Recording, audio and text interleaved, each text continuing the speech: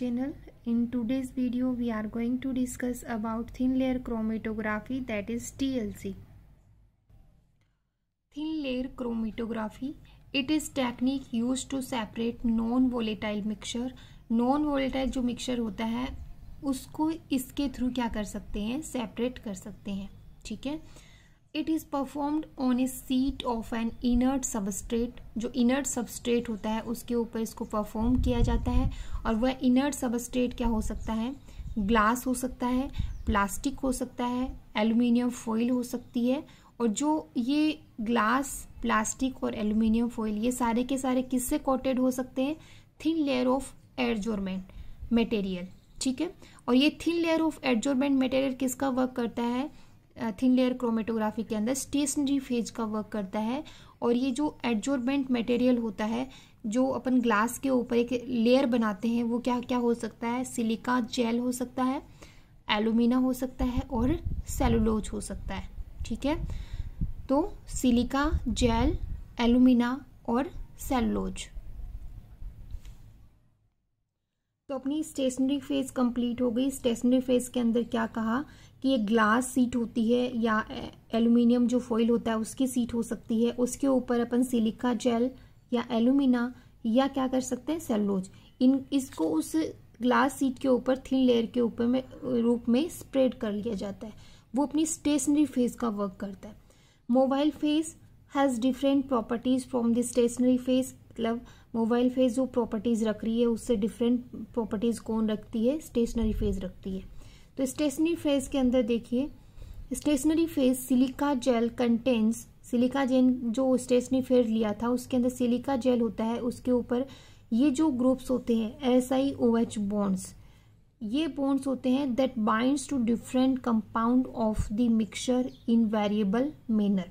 Means ये जो bond होते हैं वो अलग अलग मोबाइल फेज के साथ अलग अलग वे में क्या हो सकते हैं, बाइंड हो सकते हैं.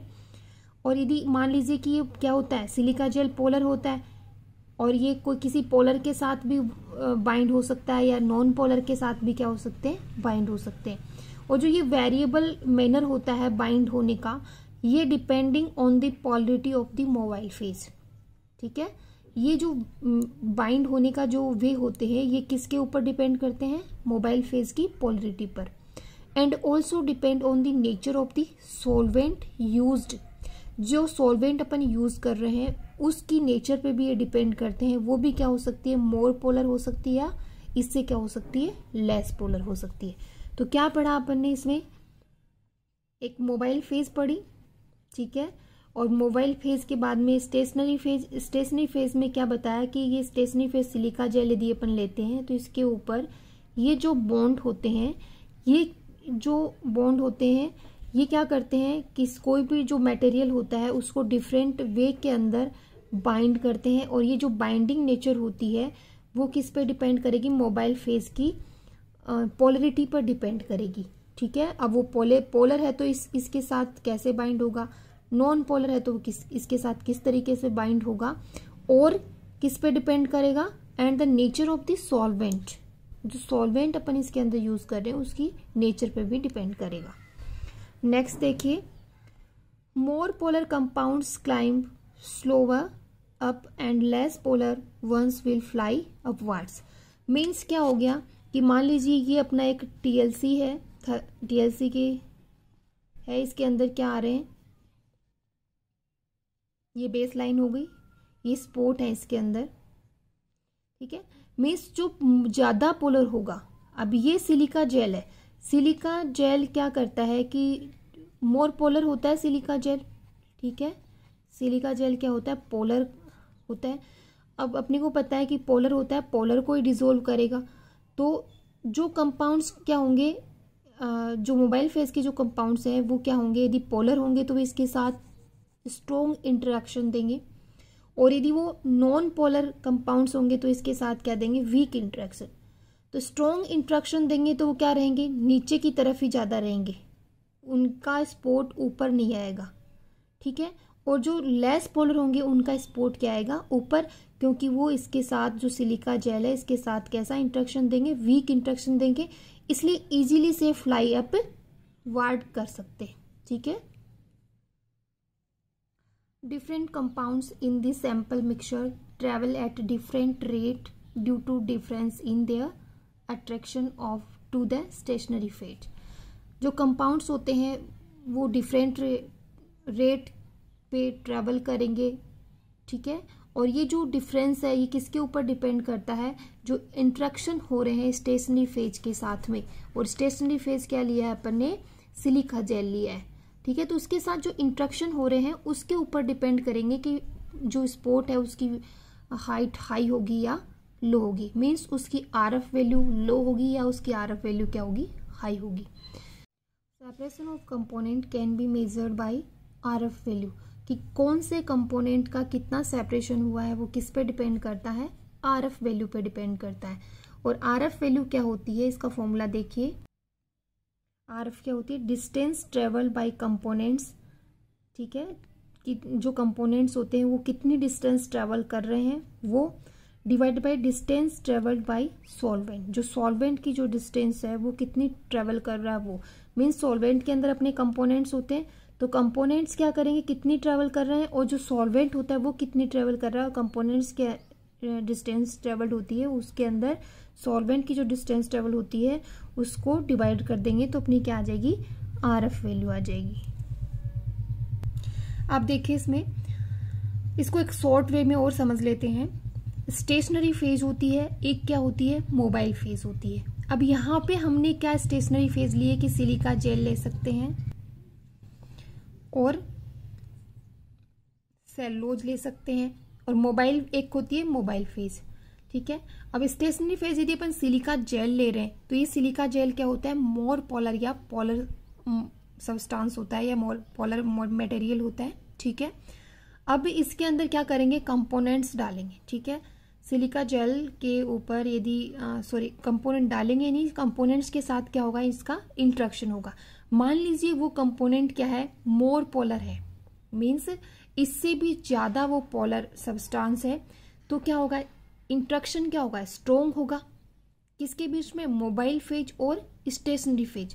स्टेशनरी फेज के कौन से बॉन्ड्स के बीच में, जो अपन ने अभी थोड़ी देर पहले देखा था SiOH जो बॉन्ड होते हैं उनके बीच में क्या होता है, स्ट्रोंग इंट्रैक्शन होगा। तो स्ट्रोंग इंट्रैक्शन होगा तो उनकी आरएफ वैल्यू क्या होगी, लेस होगी, मीन्स वो कम डिस्टेंस ट्रेवल कर पाएंगे। और यदि मान लीजिए कंपोनेंट होता है वो लेस पोलर है, सिलिका जेल से क्या है, कम पोलर है, कम पोलर या क्या कह सकते हैं, नॉन पोलर है, तो क्या होगा कि वीक इंट्रैक्शन होगा किसके बीच में, मोबाइल फेज और स्टेशनरी फेज के बीच में। वीक इंटरेक्शन होगा तो वो ज्यादा हाइट ट्रेवल कर सकता है, ज्यादा हाइट ट्रेवल करेगा, इसका मतलब क्या है, उसकी आरएफ वैल्यू क्या होगी, ज्यादा होगी, ठीक है। अब आरएफ वैल्यू ज्यादा या कम कैसे डिसाइड करेंगे, तो देखिए नेक्स्ट देखिए, आरएफ वैल्यू क्या होती है कि जो कंपोनेंट होता है उसकी डिस्टेंस, मतलब उसके द्वारा कितनी डिस्टेंस ट्रेवल की गई है, डिवाइडेड बाय सॉल्वेंट के द्वारा जो डिस्टेंस ट्रेवल होती है वो होती है, ठीक है। तो सॉल्वेंट की डिस्टेंस हर जो भी अपन मिक्सर ले रहे हैं, मोबाइल फेज ले रहे हैं, सब में क्या होगी, सेम होगी। लेकिन कंपोनेंट की डिस्टेंस अलग अलग कंपोनेंट के लिए क्या होगी, जो डिस्टेंस ट्रेवल करेंगे वो क्या होगी, अलग अलग होगी। इसलिए जो डिस्टेंस कंपोनेंट की जिसकी ज़्यादा होगी उसके लिए आरएफ की वैल्यू क्या होगी, ज़्यादा, और जिस कंपोनेंट के लिए स्पॉट या ट्रेवल की गई डिस्टेंस होती है वो कम होगी तो उसके लिए आरएफ की वैल्यू क्या होगी, कम होगी। The strength of interactions depend on coating of TLC plate. TLC जो प्लेट होती है उसके कोटिंग किस मटेरियल के द्वारा हो रही है उस पर डिपेंड करते हैं इंट्रैक्शंस, ठीक है। यदि वो कोटिंग पोलर कंपाउंड्स के द्वारा हो रही है तो क्या होगी, इंट्रैक्शंस स्ट्रोंग होंगे पोलर के साथ में, और यदि वो नॉन पोलर कंपाउंड के द्वारा हो रही है तो नॉन पोलर के इंट्रैक्शंस होते हैं वो वीक होते हैं, ठीक है। नेक्स्ट देखिए, the surface of silica gel have free hydroxy group so it can make dipole interactions. Silica gel कहाँ पे होती है, टीएलसी प्लेट के ऊपर होता है, ठीक है। जो कोटिंग होती है वो सिलिका जेल की होती है, और वो सिलिका जेल होता है वो फ्री हाइड्रोक्सी ग्रुप रखता है, और जो फ्री हाइड्रोक्सी ग्रुप रखता है इसलिए क्या कर सकता है, ये डाइपोल डाइपोल इंटरेक्शंस कर सकता है। और किस तरीके से ये फ्री हाइड्रोक्सी ग्रुप होते हैं वो देखिए, इस तरीके से ये फ्री हाइड्रोक्सी ग्रुप होते हैं सिलिका जेल के अंदर। और इनके साथ में क्या करता है, ये जो मोबाइल फेज के जो कंपोनेंट होते हैं वो इनके साथ में इंटरेक्शंस करते हैं इस तरीके से, ठीक है। और जो पोलर सिलिका जेल की ये कैसे है, पोलर है, तो ये पोलर यदि कोई कंपोनेंट है तो वो इसके साथ स्ट्रॉन्ग इंटरेक्शंस करेगा, तो ऊपर तक प्लेट में ऊपर तक उसका स्पोर्ट नहीं आएगा, ठीक है। उसका स्पोर्ट कहाँ आएगा, नीचे की तरफ आएगा। और यदि वो नॉन पोलर है तो उसका स्पोर्ट क्या आएगा, हाई डिस्टेंस पे आएगा। तो इस तरीके से ये thermographic thin layer chromatographic plate होती है ये। और ये किसी बीकर के अंदर रखी हुई है, उसके अंदर क्या होती है, मोबाइल फेज होती है। और मोबाइल फेज के अंदर क्या होता है, सॉल्वेंट होता है प्लस कंपोनेंट्स होते हैं। और ये जो थिन लेयर क्रोमेटोग्राफिक प्लेट होती है ये ग्लास से बनी हुई होती है, जो कवर्ड किसके द्वारा होती है, सिलिका जेल से कवर्ड होती है। और इस सिलिका जेल को ग्लास के साथ बाइंडिंग करने का काम कौन करता है, कैल्शियम सल्फेट करता है, ठीक है। अब एक क्वेश्चन देखिए जो टेक्निकल आरपीएससी टेक्निकल एग्जाम में आया हुआ है, match the structure A to C, means 3 compound दिए हुए हैं A B C with correct spot in the thin layer chromatography given below, which is eluted using 5% ETOAC ethyl acetate plus क्या ले सकते हैं, हेक्सेन। तो ये 3 कंपाउंड हैं और इसके अंदर ये पूछा गया है कि इसके अंदर ये जो फर्स्ट है ये किसका स्पोर्ट होगा, सेकंड वाला किसका स्पोर्ट होगा और थर्ड वाला कौन से कंपाउंड का स्पोर्ट होगा। तो सबसे पहले ध्यान क्या रखना है कि जो पोलर कंपाउंड होगा वो कम डिस्टेंस पे उसका स्पोर्ट आएगा, फिर उससे ज़्यादा जो पोलर होगा उसका, ठीक है, नॉन पोलर होगा उसका, और उससे ज़्यादा नॉन पोलर होगा उसका सबसे ज़्यादा डिस्टेंस पे क्या आएगा, स्पोर्ट आएगा। तो देखिए जो ये वाला कंपाउंड है ये नॉन पोलर है, ठीक है, नॉन पोलर है। तो ये सिलिका जेल पोलर है, तो इसका इंटरेक्शंस क्या होगा, वीक इंटरेक्शंस होंगी या स्ट्रेंथ क्या होगी, वीक होगी इसकी, ठीक है, इंटरेक्शंस की। तो सबसे मैक्सिमम डिस्टेंस पे इस वाले कंपाउंड का स्पोर्ट आएगा। तो ए का क्या होना चाहिए, 2, ठीक है। तो 2 के अंदर क्या होगा, ए, और इसमें 2 में क्या है, बी है, और इसमें 2 में क्या है, सी है, इसमें 2 में क्या है, बी है, ठीक है। तो आंसर तो अपना क्या आ गया, सी आ गया। अब इनकी पोलरिटी देखनी है, ठीक है। तो इसमें देखिए हाइफिनोल कंपाउंड है, ये सबसे ज़्यादा पोलर होता है, इसलिए सिलिका जेल के साथ इसके इंट्रैक्शंस कैसे होंगे, स्ट्रॉन्ग होंगे, इसलिए इसका स्पोर्ट होगा वो सबसे कम डिस्टेंस पे आएगा। तो एक का मतलब क्या हो जाएगा, फिनोल, और रेस्ट वाला बेंजल्डिहाइड। तो आंसर क्या हो गया, 3। The strength of interactions depend on coating of TLC plate. TLC जो प्लेट होती है उसके कोटिंग किस मटेरियल के द्वारा हो रही है उस पर डिपेंड करते हैं इंट्रैक्शंस, ठीक है। यदि वो कोटिंग पोलर कंपाउंड्स के द्वारा हो रही है तो क्या होगी, इंट्रैक्शंस स्ट्रॉन्ग होंगे पोलर के साथ में, और यदि वो नॉन पोलर कंपाउंड के द्वारा हो रही है तो नॉन पोलर के इंट्रैक्शंस होते हैं वो वीक होते हैं, ठीक है। नेक्स्ट देखिए, the surface of silica gel have free hydroxy group so it can make dipole dipole interactions. Silica gel कहाँ पे होती है, टीएलसी प्लेट के ऊपर होता है, ठीक है। जो कोटिंग होती है वो सिलिका जेल की होती है, और वो सिलिका जेल होता है वो फ्री हाइड्रोक्सी ग्रुप रखता है, और जो फ्री हाइड्रोक्सी ग्रुप रखता है इसलिए क्या कर सकता है, ये डाइपोल डाइपोल इंटरेक्शंस कर सकता है। और किस तरीके से ये फ्री हाइड्रोक्सी ग्रुप होते हैं वो देखिए, इस तरीके से ये फ्री हाइड्रोक्सी ग्रुप होते हैं सिलिका जेल के अंदर। और इनके साथ में क्या करता है, ये जो मोबाइल फेज के जो कंपोनेंट होते हैं वो इनके साथ में इंटरेक्शंस करते हैं इस तरीके से, ठीक है। और जो पोलर सिलिका जेल की ये कैसे है, पोलर है, तो ये पोलर यदि कोई कंपोनेंट है तो वो इसके साथ स्ट्रॉन्ग इंटरेक्शंस करेगा, तो ऊपर तक प्लेट में ऊपर तक उसका स्पोर्ट नहीं आएगा, ठीक है। उसका स्पोर्ट कहाँ आएगा, नीचे की तरफ आएगा। और यदि वो नॉन पोलर है तो उसका स्पोर्ट क्या आएगा, हाई डिस्टेंस पे आएगा। तो इस तरीके से ये thermographic thin layer chromatographic plate होती है ये, और ये किसी बीकर के अंदर रखी हुई है। उसके अंदर क्या होती है, मोबाइल फेज होती है, और मोबाइल फेज के अंदर क्या होता है, सॉल्वेंट होता है प्लस कंपोनेंट्स होते हैं। और ये जो थिन लेयर क्रोमेटोग्राफिक प्लेट होती है ये ग्लास से बनी हुई होती है, जो कवर्ड किसके द्वारा होती है, सिलिका जेल से कवर्ड होती है। और इस सिलिका जेल को ग्लास के साथ बाइंडिंग करने का काम कौन करता है, कैल्शियम सल्फेट करता है, ठीक है। अब एक क्वेश्चन देखिए जो टेक्निकल आरपीएससी टेक्निकल एग्जाम में आया हुआ है। Match the structure A to C, means 3 compound दिए हुए हैं A B C with correct spot in the thin layer chromatography given below, which is eluted using 5%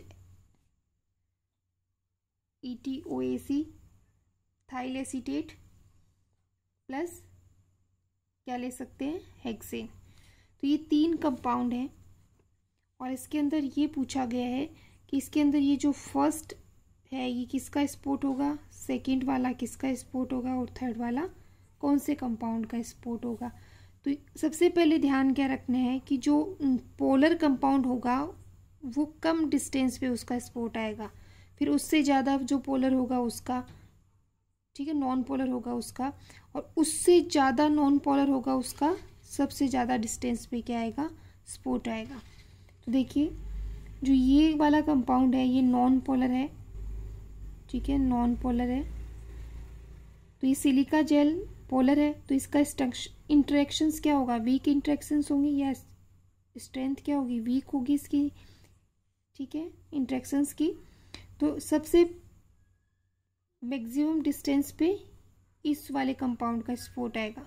तो ए का क्या होना चाहिए, 2, ठीक है। तो 2 के अंदर क्या होगा, ए, और इसमें 2 में क्या है, बी है, और इसमें 2 में क्या है, सी है, इसमें 2 में क्या है, बी है, ठीक है। तो आंसर तो अपना क्या आ गया, सी आ गया। अब इनकी पोलरिटी देखनी है। फिनोल कंपाउंड है ये सबसे ज़्यादा पोलर होता है, इसलिए सिलिका जेल के साथ इसके इंट्रैक्शंस कैसे होंगे, स्ट्रॉन्ग होंगे, इसलिए इसका स्पोर्ट होगा वो सबसे कम डिस्टेंस पे आएगा। तो एक का मतलब क्या हो जाएगा, फिनोल, और रेस्ट वाला बेंजल्डिहाइड। तो आंसर क्या हो गया,